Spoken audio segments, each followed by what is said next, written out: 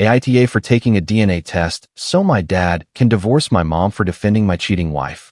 I'll start by saying that my mom had always dreamed of having a daughter. It was something she had wanted for as long as I can remember. Her excitement was clear when she and my dad learned they were expecting their first child, who turned out to be me. However, everything changed the moment she found out it would be a boy. She was extremely disappointed, and this disappointment was not something she kept to herself. In fact, she told me this story several times throughout my life, making it clear that she had always hoped for a different outcome. My parents had planned to have more children, as my mom still hoped for a daughter. However, life had other plans. After my birth, my mom began to suffer from serious health complications that, over the years, made it impossible for her to conceive again. The idea of not being able to have more children was a devastating blow to her. I can only imagine the emotional weight of that loss, a weight I believe she still carries today. It must have been a very painful realization that her dream of having a daughter would never come true. Over the years, my mom continued to express her desire for a daughter, a feeling that seemed to intensify with time. I noticed she paid special attention to my female cousins, showering them with affection and gifts, which seemed to be her way of expressing the motherly love she would have wanted to give to a daughter of her own. Whether it was through extra presents, gestures of affection, or simply the way she treated them, it was obvious she behaved differently with them than she did with me. Interestingly, this behavior did not bother me too much for most of my life. I accepted that this was just how my mom was, and I did not take her favoritism toward my cousins personally. I knew she loved me. For the most part, I was at peace with it. That was the case until my ex-wife, Brianna, entered the picture. Brianna was the daughter of my mom's best friend from high school. Their friendship had faded over the years, but my mom rekindled it after many years without contact. When my mom met Brianna for the first time, she was struck by her beauty and immediately became obsessed with the idea that she would be the perfect partner for me. At the time, I was single, and my mom had already tried unsuccessfully to set me up with several women, but this time she was determined. She kept telling me how beautiful and wonderful Brianna was and how perfectly we would complement each other. Over time, it almost became an obsession for her. For weeks, I put up with these relentless attempts to bring us together and eventually gave in. Honestly, I agreed to go out with Brianna mostly because I wanted my mom to stop insisting. I just wanted her to stop talking about it and let me get on with my life. When I finally met Brianna, my first impression matched everything my mom had told me. She was, without a doubt, incredibly beautiful. But as the evening went on and I got to know her better, I realized there was not much depth beyond her looks. One of the first things I try to find out about someone is what drives them. What are their goals, and what dreams do they have for the future? When I asked Brianna what she wanted to do with her life, her answer surprised me. She told me without hesitation that her dream was to be a housewife. At that moment, I felt an internal unease. It was not that I found anything wrong with wanting to start a family, but at that stage in my life, I had very different ambitions. I was not thinking about having children yet, and was hoping to find someone who had aspirations beyond creating a family. So, naturally, I asked her what she planned to do in the meantime, before having children, and her answer left me even more perplexed. She simply said she wanted to be a full-time wife. I looked at her, confused, as she explained that her mother had always been a housewife for as long as she could remember, until her father passed away. In her opinion, this was the key to her parents' successful marriage. While I could respect that it had worked for her family, it was completely different from what I was looking for in a partner. I wanted someone with passion, someone driven by a purpose, whether in their career or a personal goal. The idea of someone wanting to be a housewife from the get-go did not align with my values at the time. Brianna and her mother lived with her uncle, who took care of all their expenses since Brianna's mother still did not want to work. When I came home from that first date, I was clearly disappointed. I had gone in with low expectations, mainly to please my mom, but by the end of the night, I knew it was not what I was looking for.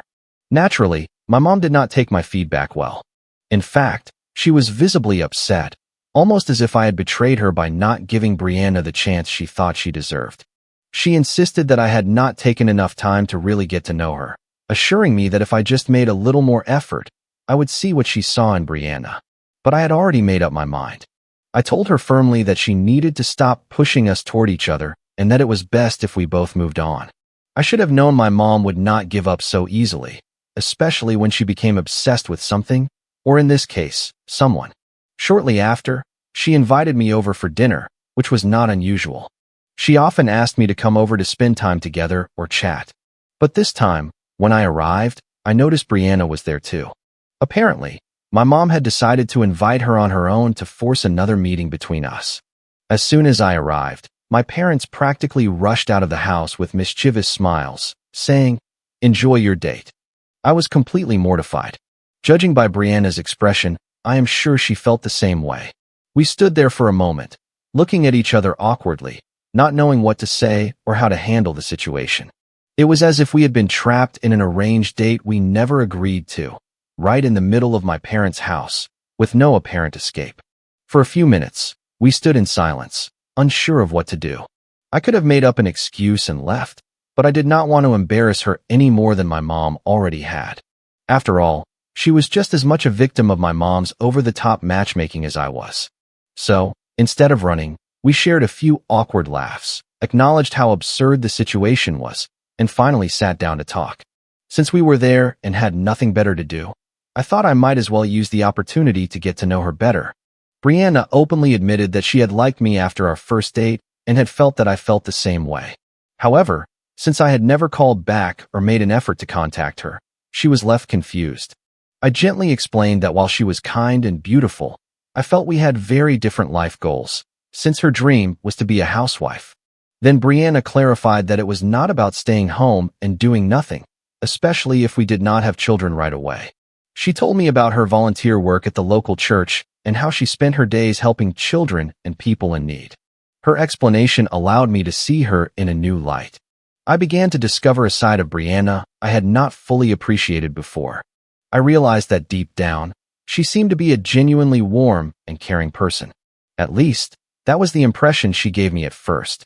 Even if she was not driven by professional ambitions or grand personal goals, she seemed to have found her purpose in serving others, and that level of generosity is rare. Despite my doubts about our compatibility, I decided to give it a shot and asked her out again. Brianna and I ended up dating for about 1 year before we took the next step and got engaged. During that time, I also received a promotion at my job, which significantly increased my income and gave me a sense of stability. I felt financially secure enough to provide for Brianna once we were married, which gave me the confidence to propose to her. However, the proposal was not entirely my decision.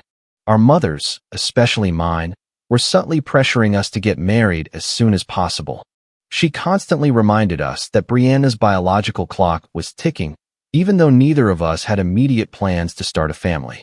But their insistence was always there, and it made me feel that getting married quickly was the next logical step.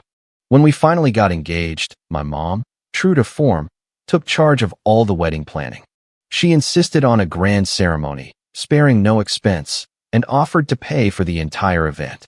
My mom was determined to give Brianna her dream wedding as if she were her own daughter, a gesture that was both generous and overwhelming. From the venue to the flowers to the guest list, there was not a single detail too small for my mom to control. The ceremony ended up being incredibly lavish, far more than I had ever imagined, but seeing how happy Brianna was made it all worth it. After the wedding and honeymoon, I quickly returned to my work routine, diving into a job that had become even more demanding due to my recent promotion. Meanwhile, Brianna moved in with me, and as we had previously agreed, she fully embraced the role of a housewife. However, she was not idle. As she had promised, she continued her volunteer work at a nearby church, something that had always been important to her. Yet, it was not long after we settled into married life that I started to notice some strange things about Brianna's routine. Since we had never lived together before, I was discovering small details about her daily habits that I had not known during our relationship. One of the things that stood out the most was her insistence that I send money to her mother every month. She claimed we had more than enough and that as a good son-in-law, it was my duty to help her mother. I found this odd, especially because it had never been mentioned before the wedding. I had always assumed her uncle was taking care of her mother's needs, but now, suddenly, she expected me to contribute financially.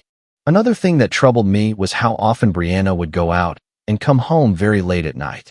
I expected that as a housewife, She would spend more time at home taking care of things like cooking and cleaning during the day. But instead, she always seemed to be in a rush when I got home from work, frantically starting to prepare dinner at the last minute.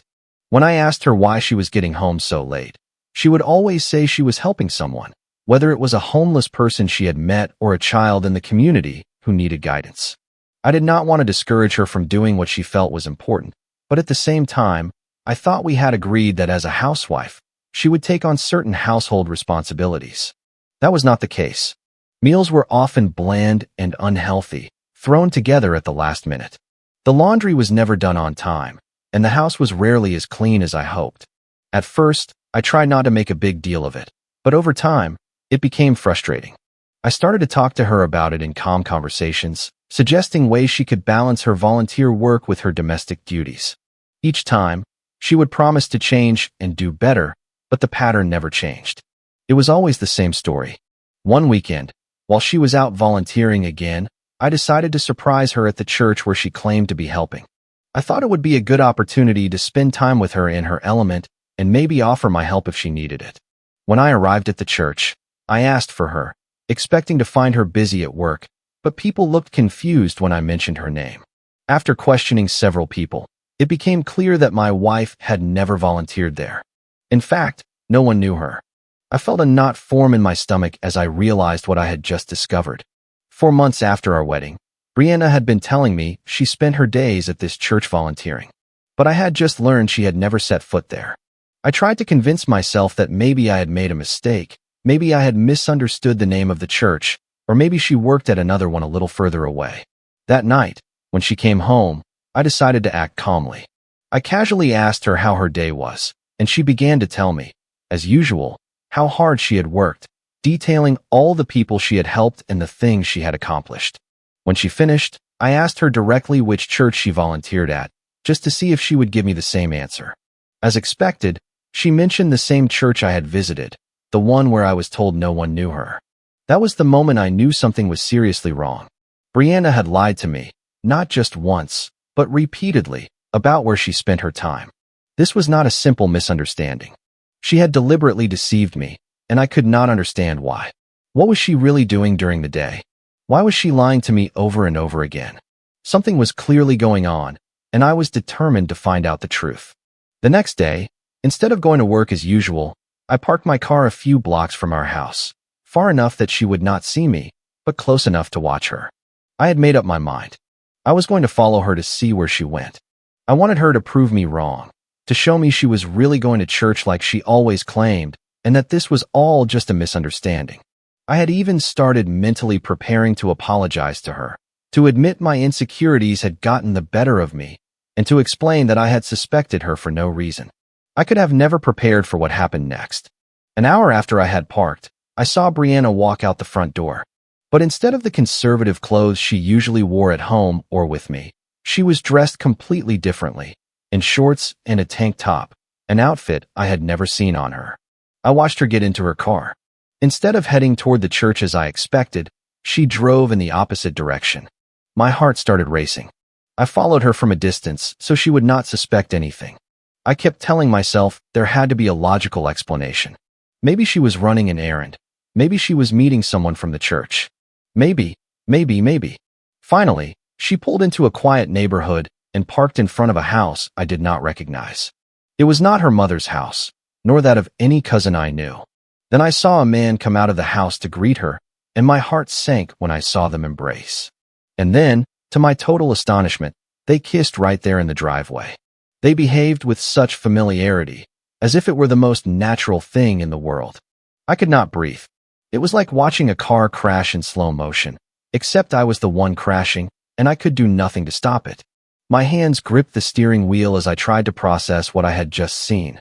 After the kiss, they went into the house together, still embracing as if they had done it hundreds of times before. I felt sick to my stomach. It was clear this was not just a casual situation. The way they interacted, the comfort between them, made it obvious this had been going on for some time. My heart was broken. Suddenly, all the doubts, the strange hours, and the excuses made sense. Brianna was leading a double life, lying to me about how she spent her days while secretly carrying on this relationship right under my nose. My first instinct was to call my mom. I wanted to confide in her, to tell her everything, to hear her voice and find some comfort. But I knew if I did, she would immediately call Brianna out of anger or shock, and that would alert her. I did not want Brianna to know I had discovered the truth, at least not yet.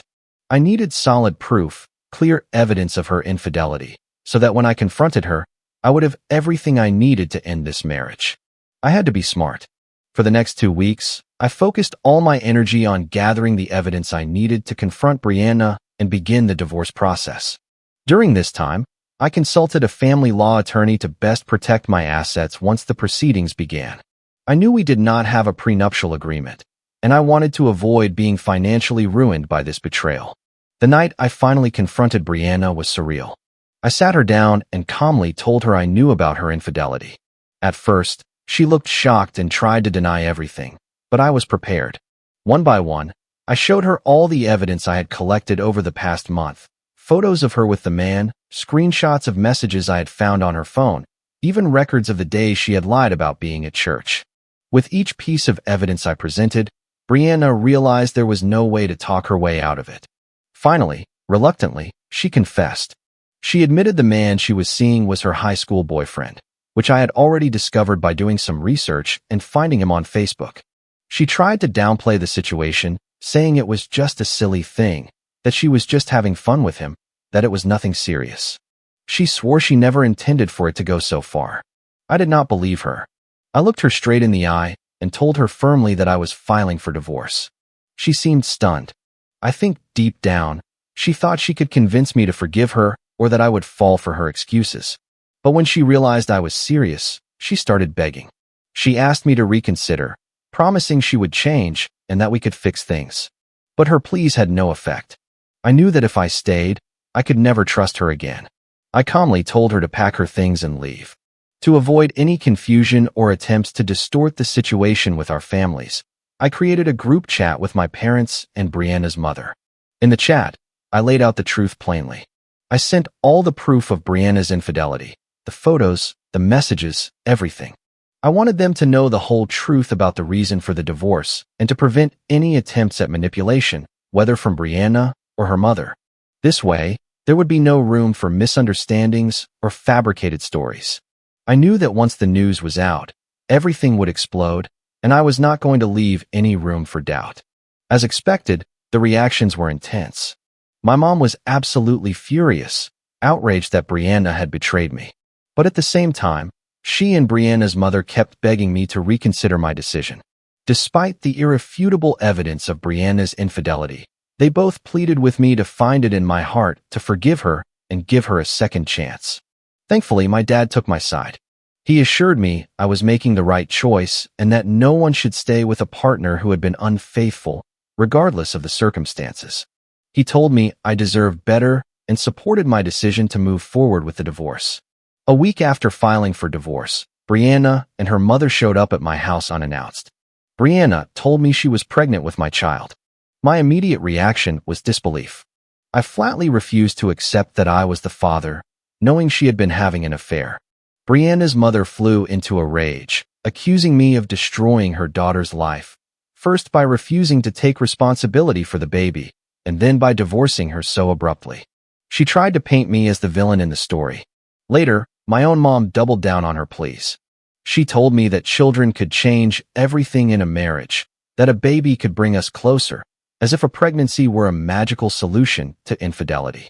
She said Brianna had promised never to cheat again and that I needed to think about the child's future, not just my pride. She tried to guilt-trip me, as if I were the bad guy for choosing to end a marriage where the trust was already shattered. When I did not give in, my desperate mom threatened to testify against me in court if child support became an issue. She told me she would make sure I paid for the baby, whether it was mine or not. DNA does not matter.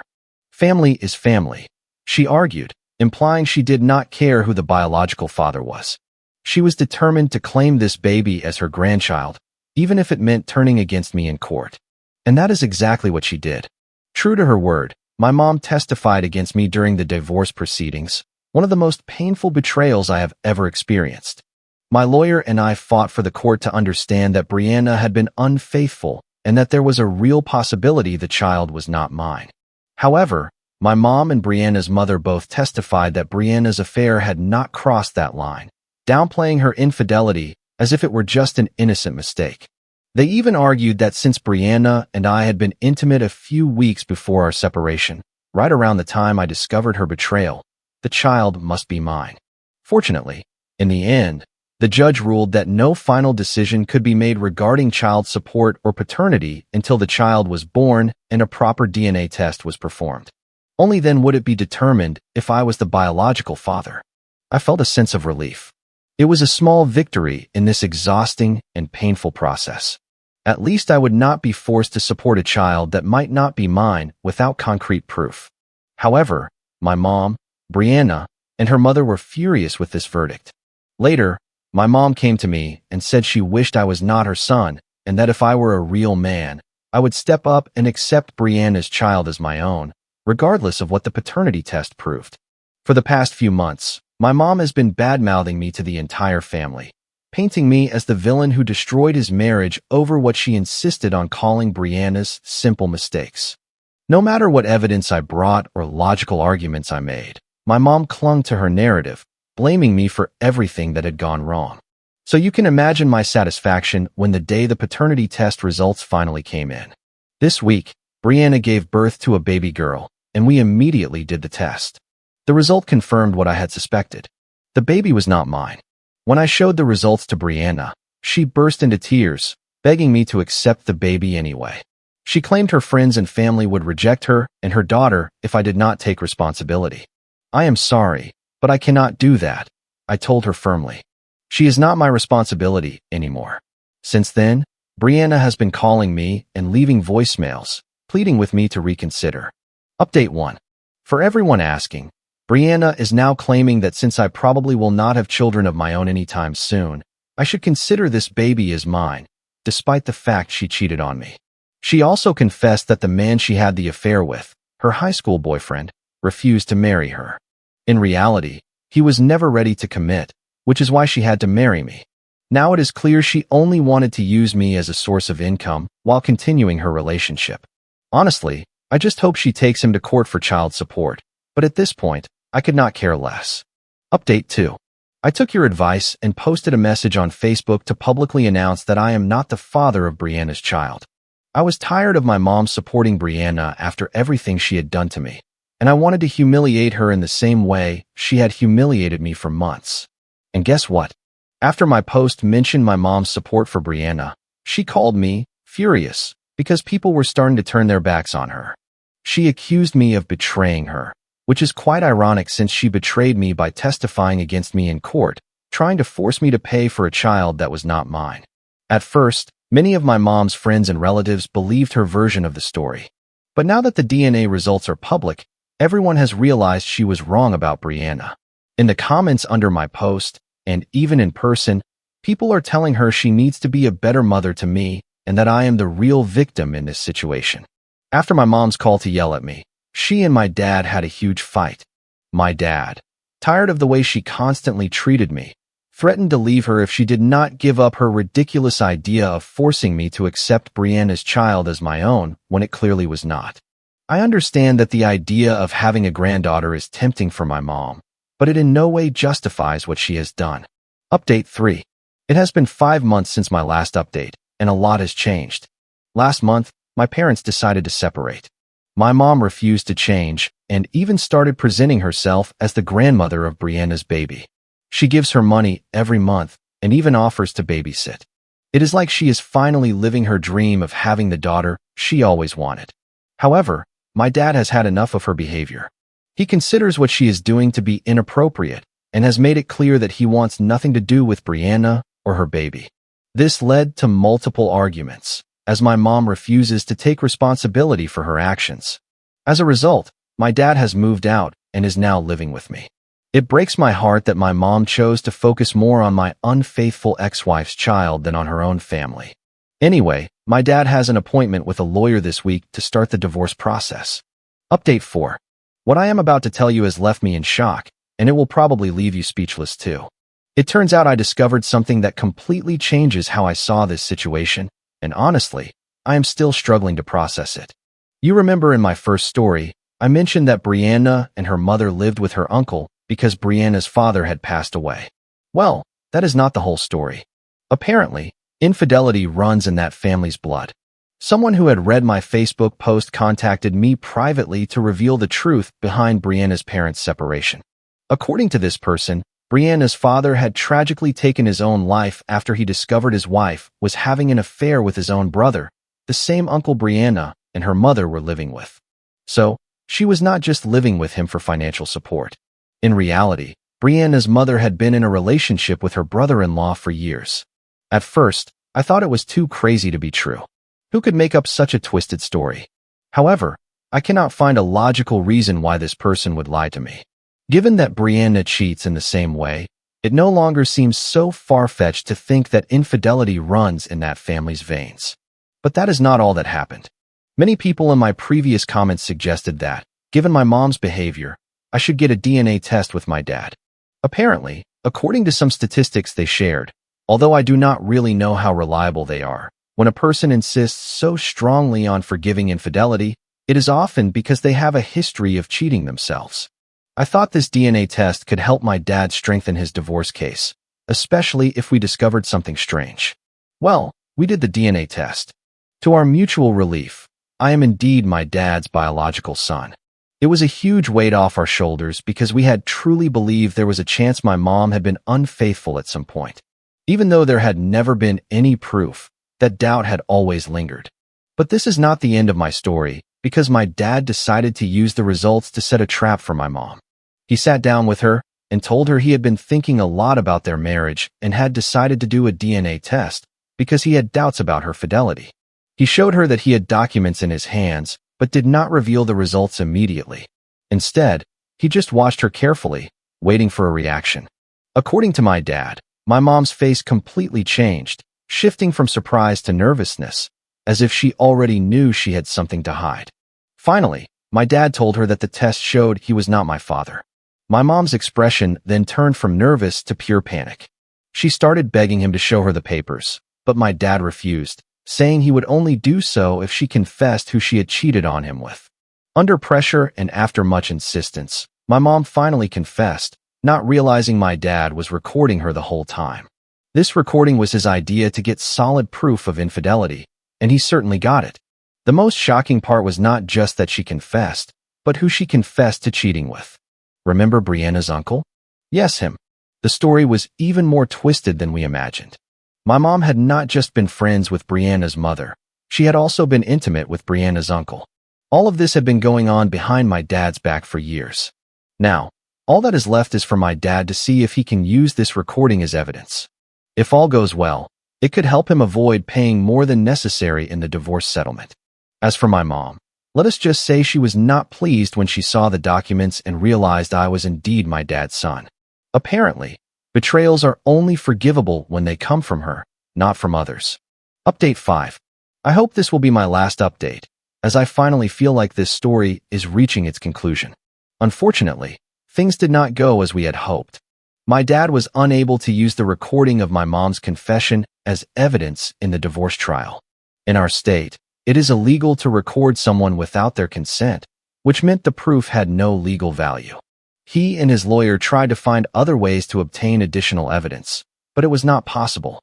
As a result, the judge ordered my dad to pay alimony to my mom, because as the primary earner, he has an obligation to support her financially.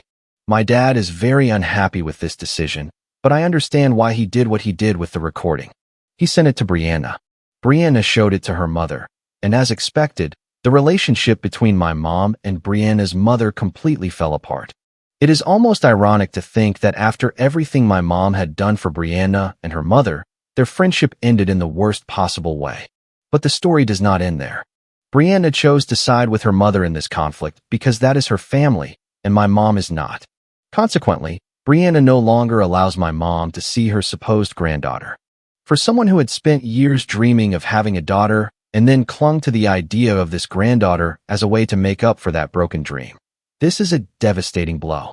Honestly, watching my parents go through a divorce has been difficult.